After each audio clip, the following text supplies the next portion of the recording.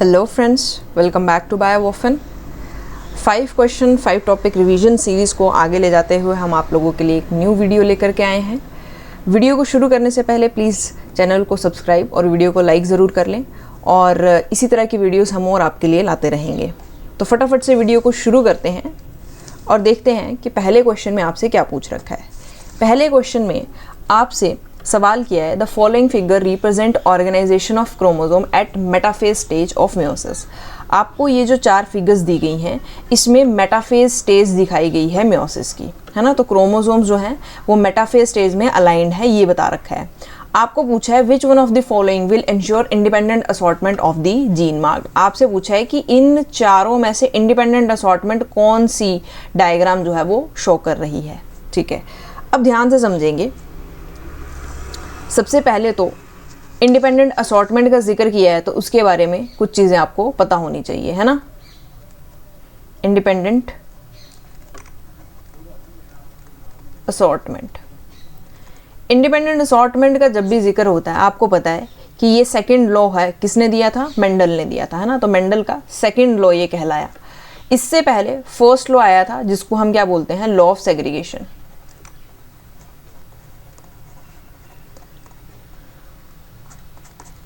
ठीक है, अब इंडिपेंडेंट असॉर्टमेंट में उन्होंने ये बोला कि जो एलील्स होते हैं ना डिफरेंट लोकाई पे, ठीक है, वो सेपरेट कर जाते हैं एक दूसरे से आराम से। ठीक है, और इन्होंने बोला लॉ ऑफ सेग्रीगेशन में कि जो 2 एलील्स होते हैं ना एक लोकस के, ठीक है, जब गैमीट की फॉर्मेशन होती है तब वो सेपरेट करते हैं। तो हम ऐसा कह सकते हैं कि लॉ ऑफ सेग्रीगेशन का छोटा सा ये एक्सटेंडेड पार्ट है ना। Extended part of what? Law of segregation, independent assortment, है ना। अब इन्होंने क्या बोला कि जो लॉ ऑफ सेग्रीगेशन है वो तो आपको बताता है कि जो आपके एलील्स हैं उनको सेपरेट होना है ड्यूरिंग गैमेट फॉर्मेशन, लेकिन जो इंडिपेंडेंट असॉर्टमेंट है वो आपको ये बताती है कि 2 एलील्स को कब सेपरेट होना है ना। और उनकी जो सेपरेशन है वो इंडिपेंडेंट होती है एक दूसरे की सेपरेशन से, क्योंकि दोनों की लोकस अलग होती है। ठीक है, अब इतनी सी बात अगर आपको समझ में आ गई है तो थोड़ा सा आगे चलते हैं और आपको ये पूरा माजरा समझाना है मुझे कब? With the help of meiosis.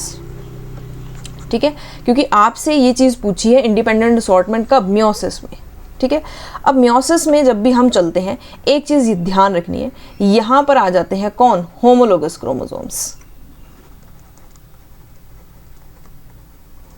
Right, अब जैसे कि जैसे हमने बोला कि गैमीट फॉर्मेशन हुई, गैमीट फॉर्मेशन के बाद जब फ्यूजन होती है दोनों गैमीट्स की तो क्या बनता है? जाइगोट बनता है। अब जाइगोट में मदर की तरफ से भी कितने? 23 क्रोमोसोम्स आते हैं, है ना, और फादर की तरफ से भी 23 क्रोमोसोम्स आते हैं। अब ये पैटर्नल और मैटरनल दोनों क्रोमोसोम्स हमारे पास प्रेजेंट होते हैं और इन्हीं को हम क्या बोलते हैं? होमोलोगस क्रोमोसोम, है ना। अब ये होमोलोगस क्रोमोसोम्स जो होते हैं ये सेपरेट करते हैं इंडिपेंडेंटली। ठीक है, और ये सब कुछ कब हो रहा होता है? मियोसिस हो रही है तो किस फेज में होगा? एनाफेज में होगा। ठीक है, particularly anaphase 1 of meiosis. Right, अब ये बोलते हैं so genes located on different pair of homologs will assort independently, है ना, कि जो जीन्स लोकेटेड है डिफरेंट पेयर ऑफ होमोलोग्स पे वो इंडिपेंडेंटली असॉर्ट हो सकती हैं। राइट, और जो जीन्स सेम क्रोमोसोम पर होती हैं, लाइक अगर मैं आपको यहाँ पे बना करके दिखाऊं, जैसे ये 2 होमोलोगस क्रोमोसोम है, यहाँ पे जो जीन्स होंगी, यहाँ पे जो जीन्स होंगी, ये दोनों इंडिपेंडेंटली असॉर्ट हो सकती हैं एक दूसरे के ऊपर अफेक्ट डाले बिना। लेकिन जो क्रोमोसोम के ऊपर जैसे यहाँ पे जीन्स प्रेजेंट है ना, ये आपस में इंडिपेंडेंटली असॉर्ट नहीं हो सकती। ठीक है, इतनी सी चीज़ बोलिए। क्यों? क्योंकि यहाँ पे फिर क्रॉसिंग ओवर और लिंकेज वगैरह का कॉन्सेप्ट आ जाता है, जिसमें हम ये बोलते हैं कि जो जिनका डिस्टेंस जितना कम होता है ना उनकी उतनी प्रोबेबिलिटी होती है कि नेक्स्ट जनरेशन में ये दोनों जीन्स जो है वो साथ में ही जाएंगी, है ना। तो डिस्टेंस और लिंकेज वगैरह का कॉन्सेप्ट यहाँ पे आ जाता है। ठीक है, तो इतना याद रखना है कि जो सेम क्रोमोसोम पे जीन्स लोकेटेड होती हैं वो आपस में इंडिपेंडेंटली असॉर्ट नहीं कर सकती। होमोलोगस क्रोमोसोम पे अगर वो प्रेजेंट है तब वो इंडिपेंडेंटली असॉर्ट कर सकती हैं। ठीक है, इतनी चीज़ क्लियर है। अब इसको डायग्रामेटिकली आगे समझते हैं। देखो यहाँ पे इन्होंने सबसे पहले तो माइटोसिस का केस बताया। आपको भी पता है कि माइटोसिस में एक सेल जो है वो कितने में डिवाइड होता है, 2 में, और मियोसिस में एक सेल से आगे कितने बनते हैं, 4 सेल्स बनते हैं। उसी का प्रोसेस दिखाया है कि कैसे होता है ना। यहाँ पे एक पेरेंट सेल लिया हुआ है, कैसा होता है, डिप्लॉयड।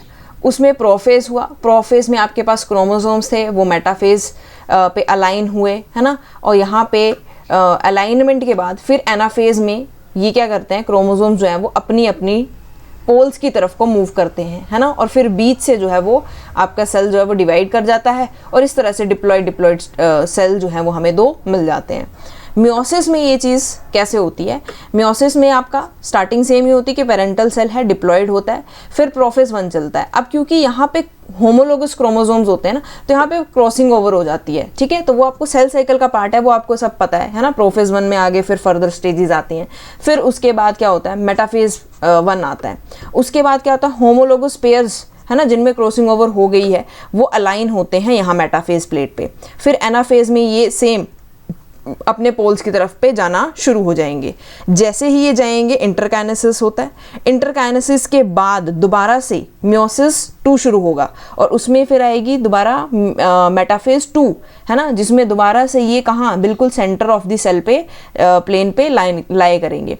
और फिर दोबारा जो है वो एनाफेज में ये अपने अपने पोल्स की तरफ को जाएंगे, और इस तरह से आपके पास कितने सेल बन गए, 1 से 4 सेल्स बन गए, ठीक है। तो ये आपका प्रोसेस रहता है। अब ऐसा ही प्रोसेस हमें वहाँ देखना है कि वहाँ पर इंडिपेंडेंट असॉर्टमेंट कहाँ हो रही है, ठीक है। अब अगर आप यहाँ पे देखोगे तो यहाँ पे देखो, यहाँ पर कोई, देखो यहाँ पर कोई भी इंडिपेंडेंट असॉर्टमेंट नहीं दिख रही, है ना। क्योंकि अगर सेल बनेगा, अगर एक सेल है तो एटलीस्ट उससे 2 तो बनने चाहिए, 2 से कितने बनेंगे, एट लास्ट कितने बनते हैं, 4 बनते हैं, है ना।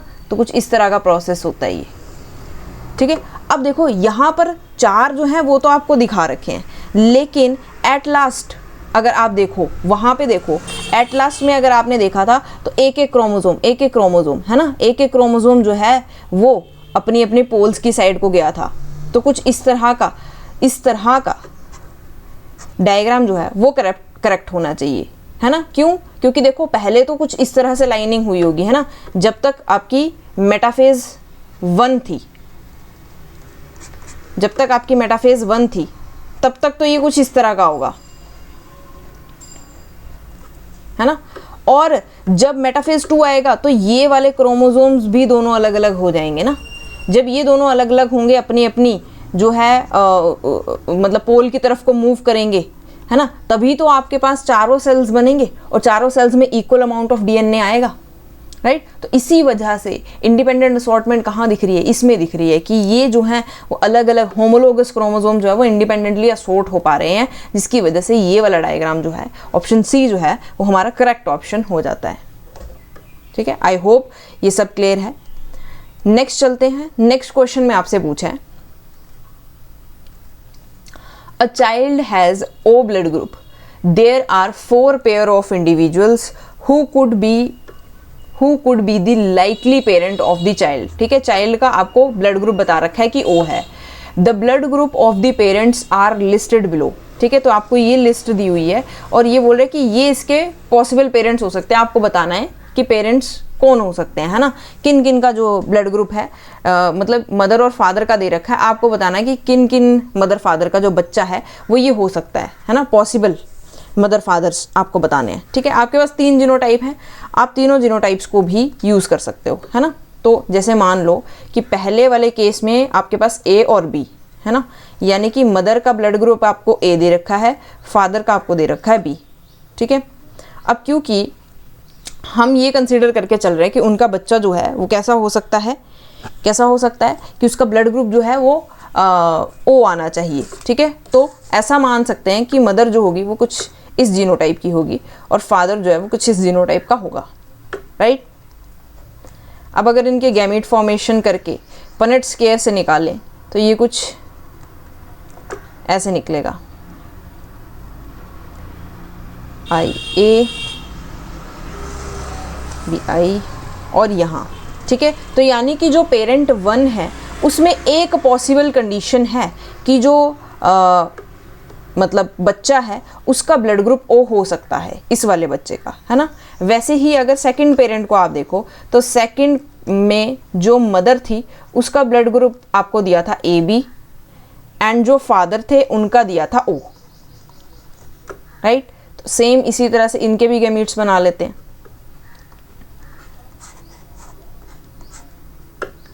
फादर के गैमीट्स डाले,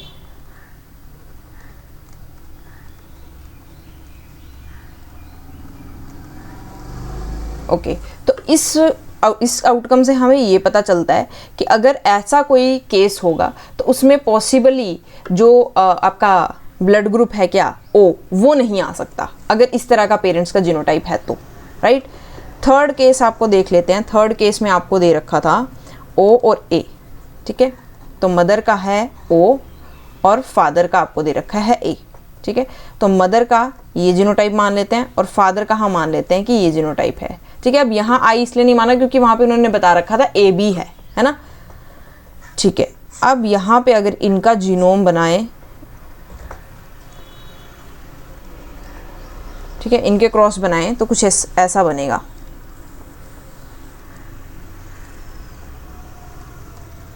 ठीक है। तो यहाँ पे पॉसिबल आउटकम ज़्यादा है, यानी कि थर्ड वाले पेरेंट में भी बनने के चांसेस हैं, है ना। थर्ड वाले भी पेरेंट हो सकता है उसका और फर्स्ट वाला भी हो सकता है। तो ऐसा कोई ऑप्शन डी, ठीक है। ऑप्शन डी आपको ये बता रहा है कि बोथ पेरेंट्स 1 और 3 का जो जीनोटाइप है उसकी ये पॉसिबल आउटकम है कि हाँ इनके बच्चे का जो ब्लड ग्रुप है वो ओ हो सकता है, ठीक है। तो इसलिए जो राइट आंसर है वो ऑप्शन डी हो जाएगा। आई होप ये क्लियर होगा।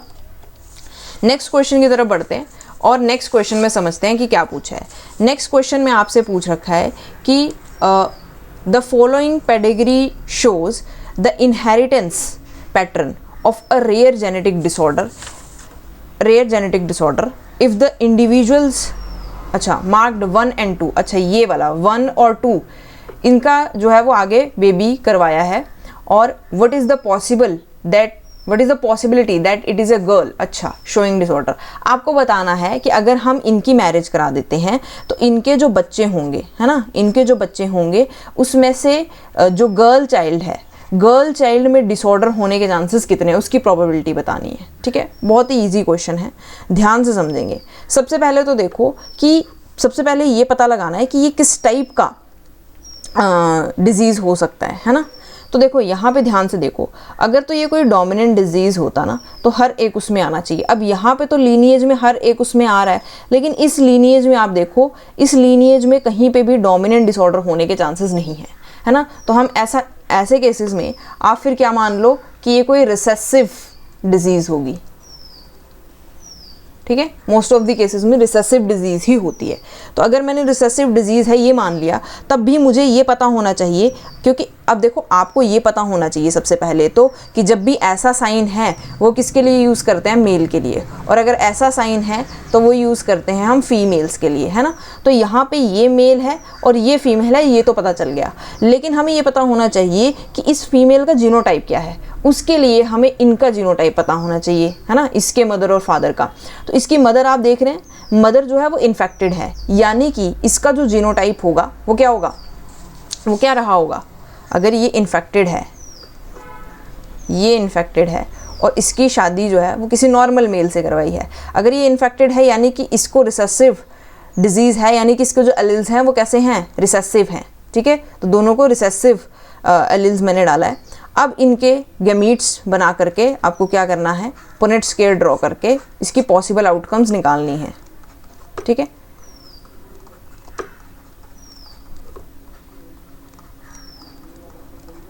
ये इसकी पॉसिबल आउटकम्स आएंगी। अब वहाँ पे एक चीज़ ध्यान देना, वहाँ पे ध्यान से उस चार्ट को देखना, जितनी भी फीमेल्स हैं ना वो कहीं इन्फेक्टेड नहीं है, भले ही वो कैरियर हो सकती हैं बट वो इन्फेक्टेड नहीं है, लेकिन मेल्स जो है वो इन्फेक्टेड हैं। तो यहाँ पे देखो इसके हिसाब से बिल्कुल सही जा रहा है कि जितने भी मेल्स होंगे वो इन्फेक्टेड होंगे, लेकिन फीमेल्स जो हैं वो सिर्फ कैरियर हैं। यानी कि जो यहाँ पे ये लड़की है इसका जीनोटाइप क्या होगा, इसका जीनोटाइप ये हो सकता है ना। तो इसको उठाया मैंने, इस जीनोटाइप को उठाया और इसकी मैरिज किसके साथ करवा दी, इसके साथ। ये मेल कैसा है, इन्फेक्टेड मेल है, यानी कि इसका जीनोटाइप कुछ ऐसा रहा होगा, राइट। अब इनके आपस में आपको क्रॉसेस बनाने हैं और जीनोटाइप देखना है।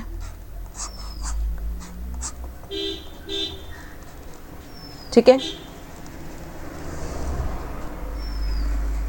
ओके, ये तो Y आएगा, है ना, ये X और ये नॉर्मल मेल होगा। यानी कि देखो, अब लड़की होने की संभावना कितनी होती है, 1/2, है ना, और 2 लड़कियों में से कितनी इन्फेक्टेड हैं, 1 इन्फेक्टेड है, यानी कि प्रोबेबिलिटी 1/2 हो जाएगी।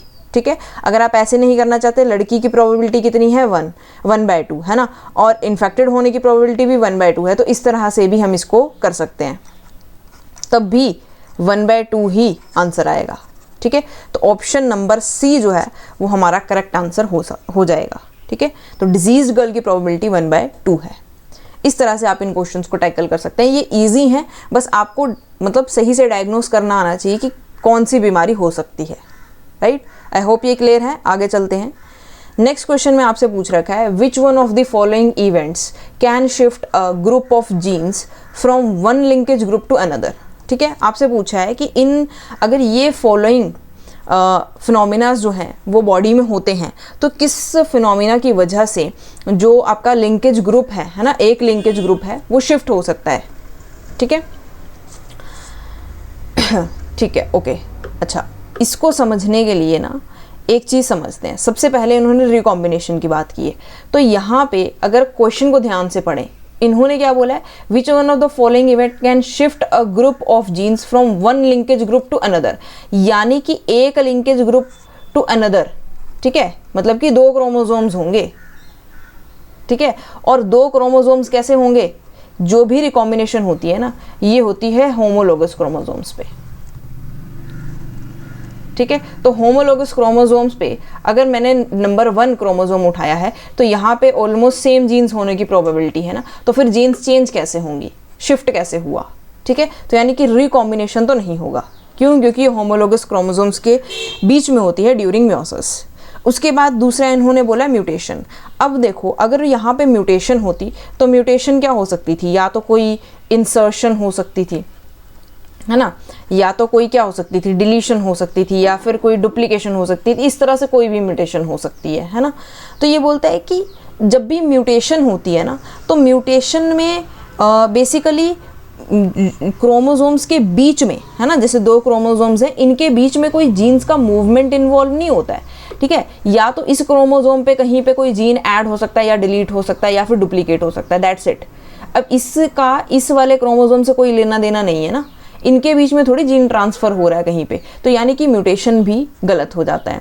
उसके बाद इन्वर्जन आ रहा है। इन्वर्जन में क्या होता है, मान लो कि कोई आपके पास क्रोमोसोमल सेगमेंट है ना, और उसका आपको X, Y, Z इस तरह से कोई सीक्वेंस दे रखा है। इन्वर्जन का मतलब होता है यही सीक्वेंस यहीं पे बस उल्टा हो जाएगा, जैसे Y है तो Y ऊपर आ गया, है ना, तो ये हुआ इन्वर्जन। अब देखो, इसमें कोई भी शिफ्टिंग नहीं हो रही है जीन की।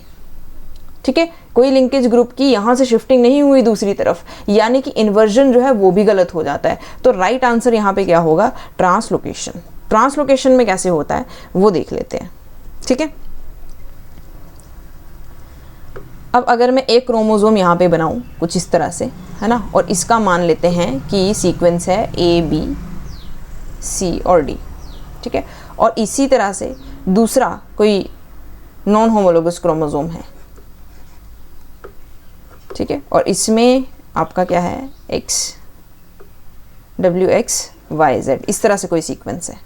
अब ट्रांसलोकेशन में क्या होना चाहिए कि कोई टुकड़ा जो है क्रोमोसोम का, या आर्म जो है क्रोमोसोम की, वो छोटा सा टुकड़ा टूट करके यहाँ गया और इसकी जगह इसने ले ली। ऐसे ही होती है ट्रांसलोकेशन। ठीक है, ये वाला यहाँ जुड़ जाएगा और ये वाला यहाँ, तो यानी कि जो पॉसिबल आउटकम है हमारे पास वो कैसी बननी चाहिए, वो कुछ ऐसी बननी चाहिए।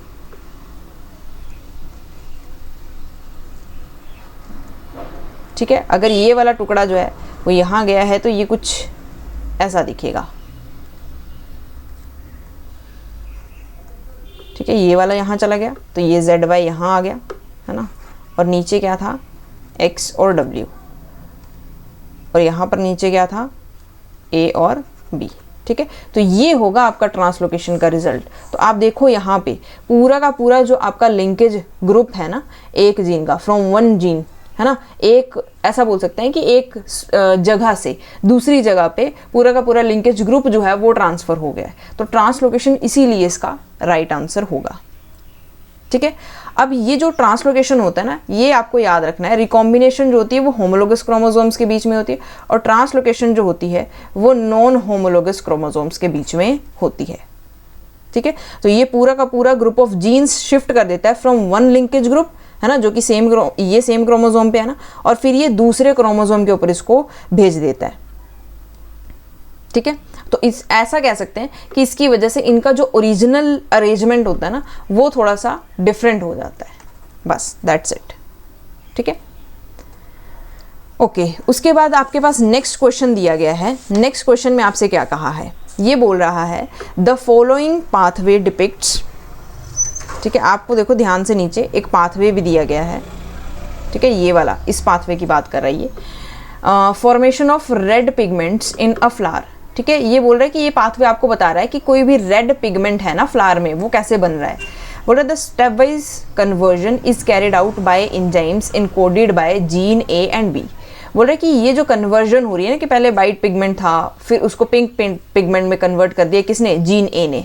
ठीक है, तो ये जीन ए और जीन बी जो हैं ये एंजाइम्स इनकोड कर रहे हैं, है ना, और फिर उसको ये कन्वर्ट कर दे रहे हैं। वैसे ही पिंक पिगमेंट को रेड में किसने कन्वर्ट किया, जीन बी ने। ठीक है, उसके बाद ये बोल रहा है कि the genes A and B are located on chromosome number 2 and 3 respectively, null alleles for the genes A and B. ठीक है, ए और बी के लिए कोई भी मतलब वो नहीं है, ये दीज आर रिसेसिव, है ना, to their respective wild type alleles, यानी कि इसके सामने ये वाला अपना इफेक्ट दिखाएगा। ठीक है, ये वाला जो है वो आपका डोमिनेंट एलील है, इसलिए ये इफेक्ट दिखा रहा है और वाइट पिगमेंट को किस में चेंज कर रहा है, पिंक पिगमेंट में। वहीं पे जो बी वाला है ना, बी वाला जो है अगर वो डोमिनेंट है तो पिंक पिगमेंट को किस में कन्वर्ट कर रहा है, रेड में, है ना। ये वाले जो दोनों हैं ये रिसेसिव एलील्स हैं। ठीक है, अभी बोल रहा है if a plant with the genotype, ये वाला आपको जीनोटाइप दे रखा है और इसकी आपने क्या करवा रही है, सेल्फ पॉलिनेशन करवाई है। What is the expected phenotypes of the progeny and the ratio in which they would occur. ठीक है, आपसे रेशो पूछी है बेसिकली। ठीक है, आपको ये पाथवे दिया हुआ है, आपको रेशो पूछी है। ठीक है, आपको जीनोटाइप दिया हुआ है फ्लावर का, यहाँ पर आप इसको बना लो। ठीक है, जैसे हम नॉर्मली भी तो F1 जनरेशन की सेल्फिंग करवा के ही जीनोटाइप बनाते हैं, है ना, और वहाँ पे रेशो क्या आती है, वहाँ पर रेशो आती है 9:3:3:1। अब यहाँ पे ध्यान रखना, यहाँ पे कलर बन रहे हैं 3, है ना, कौन सा, वाइट, पिंक और रेड, है ना। तो यानी कि यहाँ पे जो रेशो होगी ना थोड़ी सी, वो थोड़ी सी डिफ़र हो जाएगी। तो अगर इसके गैमीट्स बनाएं तो क्या क्या बनेंगे, इसके गैमीट्स बनेंगे ए बी, ठीक है, ए बी और ए बी, ये बन सकते हैं, है ना, और इसके भी सेम ही बनेंगे।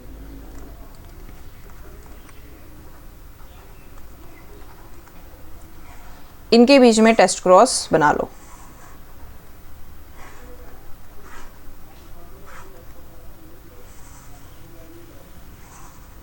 वैसे तो देखो रेशो याद होनी चाहिए, बट कई केसेस में क्या होता है कि आपको अपना आंसर कंफर्म करने के लिए जो क्रॉसेस है वो बनानी पड़ती हैं, है ना। कुछ इस तरह से क्रॉसेस बनती जाएंगी, small B, capital A, capital A, capital A, और एक छोटा बी आएगा।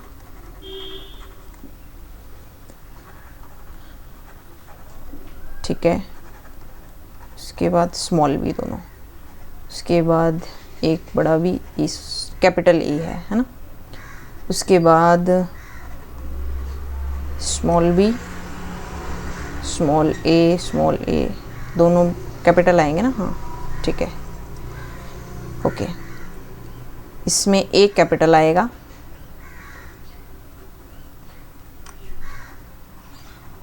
दोनों स्मॉल, एक बड़ा बी और ये तो स्मॉल सारे, है ना। तो आप ध्यान से देखो, अब हमें कौन सा ढूंढना है जिसके पास रेड जीनोटाइप है। रेड जीनोटाइप कब आ रहा है, ध्यान से देखना, इसमें रेड जीनोटाइप तब आएगा जब आपके पास दोनों कैपिटल में प्रेजेंट होंगे, है ना, ए और बी जो है वो दोनों कैपिटल में प्रेजेंट होंगे। तो जिस भी क्रॉस में, है ना, जिसमें भी आपको क्या दिख रहे हैं, दोनों कैपिटल दिख रहे हैं, वो क्या हो जाएंगे, रेड। यानी कि एक तो ये रेड है, एक ये हो गया, दूसरा ये वाला रेड हो गया, है ना, तीसरा ये वाला रेड हो गया, चौथा ये रेड हो गया, उसके बाद ये वाला पांचवा, इसमें बी नहीं है, है ना, इसमें दोनों कैपिटल हैं, तो यानी कि ये वाला आपका छठा, इसमें बी नहीं है, इसमें बी है, यानी कि ये आपका कौन सा हो जाएगा, सातवां, ये हो जाएगा आपका 8th, इसमें ए नहीं है, और देखो और किसमें, ये वाला, ठीक है, 9। यानी कि जो रेड वाली है ना, रेड आपके पास कितने आएंगे, 9 आएंगे, ठीक है। उसके बाद नेक्स्ट आपके पास कौन सा, पिंक कलर आना चाहिए, है ना। एक तो पिंक आ सकता है, पिंक कब आएगा, जब आपके पास सिर्फ और सिर्फ ए हो, बी ना हो, ठीक है ना। अगर बी नहीं होगा तो इस पिंक को फिर आगे वो रेड में कन्वर्ट नहीं कर पाएगा ना। यानी कि पिंक आने के लिए सिर्फ एक ए जीन होना चाहिए, वो भी कैपिटल में, है ना। तो कैपिटल में देख लो किसके पास है, देखो यहाँ पे बड़ा बी नहीं है, यानी कि ये कि कौन सा कलर होगा, पिंक कलर होगा, है ना। पिंक के लिए निकाल रहे हैं, यहाँ पे लिख लेते हैं, पिंक के लिए निकाल रहे हैं। अच्छा, और किस में होगा, ये वाला भी पिंक होगा, ये दूसरा हो गया, ठीक है। और देखो और ये वाला, ठीक है, ये वाला तीसरा, और कोई नहीं है ना। तो यानी कि पिंक आपके पास 3 आएंगे।